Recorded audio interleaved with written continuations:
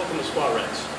Today we're going to talk about another common problem with the squat, and that is doing a good morning out of the bottom of the squat.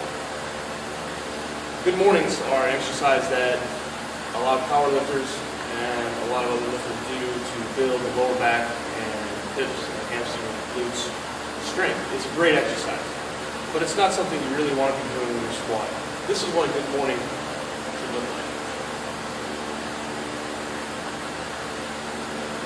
Okay. It's a great exercise, again, for your glutes, for your hamstrings, and for your lower back. But it's not something that you want to be doing out of the bottom of your squat, out of the hole of your squat. So here's what typically happens when a trainee does a good morning out of their squat. What happens is they'll be squatting fine all the way into the hole. And then out of the hole, the bottom of the squat, what will happen is the hips will rise faster than their head. So instead of their head rising as their hips rise, the hips will rise first, and then the trainee will have to do a good morning to get the weight up. That's not good.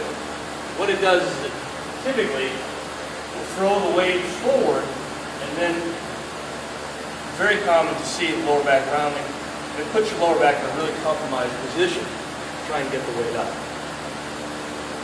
It also doesn't take advantage of your hips and your hamstring strength, but typically are the strongest movers in the squat. If you see people with an imbalance in quad strength, maybe their quads are stronger than their hips or their hamstring, that might be another reason why they're doing it. They might also be doing it because they have a tight groin and they're trying to protect that. It's pretty common to see people hunched over, bow-legged when they do squats, and part of that could be because the groin muscles are really weak or inflexible. If flexibility is an issue, there's a few things that you can do. If it's thoracic flexibility, if that's the issue, upper body, upper torso flexibility issue, what you can do is you can start by doing some dislocates with a broomstick. You can use a band too. This is a good one for loosening up the shoulders, swinging back and forth. These are good exercises for kind of loosening up the upper body, getting them ready to be in a good tight position when you're squatting. Another exercise that you can try for the lower body is to lay down in a position. We're used to this position, this kind of butterfly position. That's one. If you lay down and try and kind of force the knees apart, that's a good flexibility developer as well.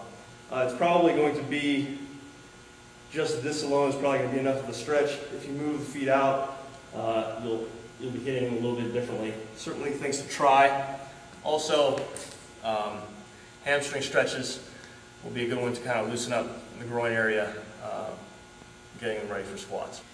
Last time on Squat Rex we talked about maintaining a good tight arch at the bottom of your squat, and a lot of the exercises and techniques and drills that we went over in Squat Rex 1 could definitely be applied to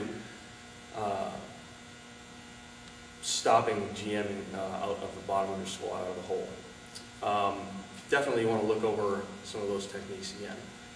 If you're working with a beginner, someone who isn't used to squatting, one of the things that you can tell them from the bottom of the squat is head up or head back from the bottom of their squat. And just that alone might help them bring those hips through and keep their head back throughout.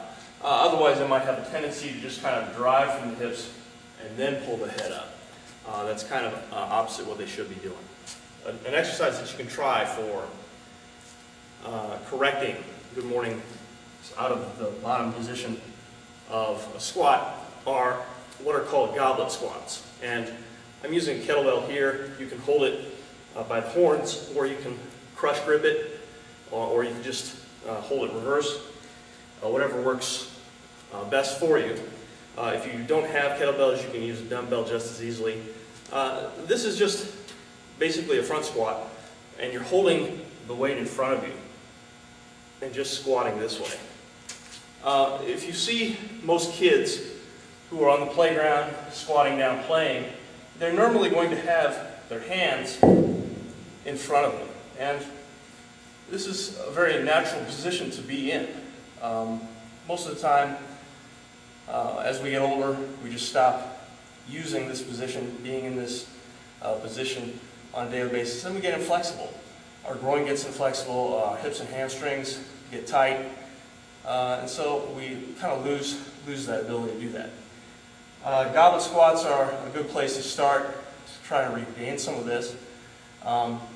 Probably should be used in conjunction with some of the things we talked about in Squat Rex 1, where you're standing in a power rack, squatting down, holding onto the power rack, and just kind of working on flexibility here, trying to move the hips back while maintaining that tight arch.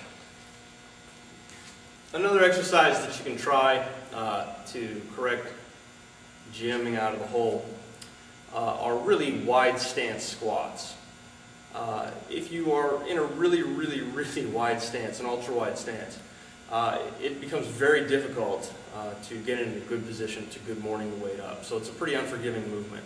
It's something you should start out with very light weights, maybe even body weight.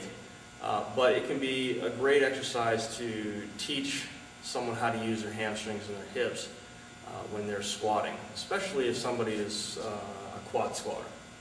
So instead of taking a regular squat stance, you're going to take it out as wide as you can comfortably squat. You're going to keep your head up, chest out, stomach tight, just as you would with a regular squat. You're going to try to maintain an upright position while forcing the hips back. Hips back, hips back, hips back. Okay? This is about as low as I can go. And drive up. Now you don't want the knees to bow in, you want to keep the knees out, tracking in front of the toes. So if those knees start to come in, you know you're probably going a little too low. You're going to feel like your legs are being pulled out of their sockets. It's a pretty uncomfortable exercise, but it's a great one for developing flexibility in the hips, in the hamstrings, and teaching you how to use those muscles when you're squatting. Make sure that you keep the weight on your heel throughout. Good morning squat. It might sound ironic that you're using a form of good mornings to help you correct someone doing good mornings out of the squat, but it's almost what you see in reverse. What you see in the gym, someone doing lowering into a squat and then finishing with a good morning. But what we're going to do here is a good morning squat. So what we're going to do is we're going to lower the weight as we would with a good morning. Then we're going to sink into the bottom of our hole for a squat and drive out. Okay? Lower into a good morning, sink into the squat, drive up. That's called a good morning squat. Box squats are a great exercise. They're a great supplemental exercise. A lot of powerlifters use them regularly to train for squatting. A lot of athletes use them. You can vary the depth that your squat goes. There's just a lot of great things that you can use box squats for. Box squats can also be used to help correct doing good morning out of the hole as well. You have to be really careful though with box squats. A couple things that you want to make sure that you are careful about. Number one, make sure that you select a good box. Make sure it's a sturdy box. Make sure it's a box that isn't so small that the trainee's trying to find the box with his or her butt as they lower into the hole. So make sure it has enough surface area. Make sure that it's not wobbly. Make sure that it's well constructed. It's really important. When you're doing a box squat to correct a good morning out of the hole, you want to make sure that the trainee sets up proper position. You don't want them standing over the box. You see this a lot.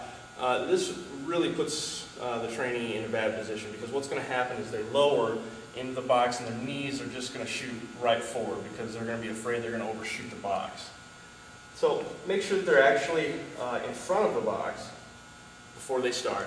Okay? Head up, chest out, stomach tight. You're sitting back in your squat, maintaining good position. Okay?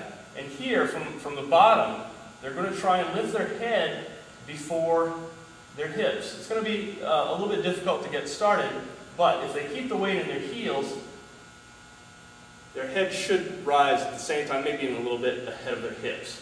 If their weight shifts to the balls of their feet, it's going to be really difficult to do that.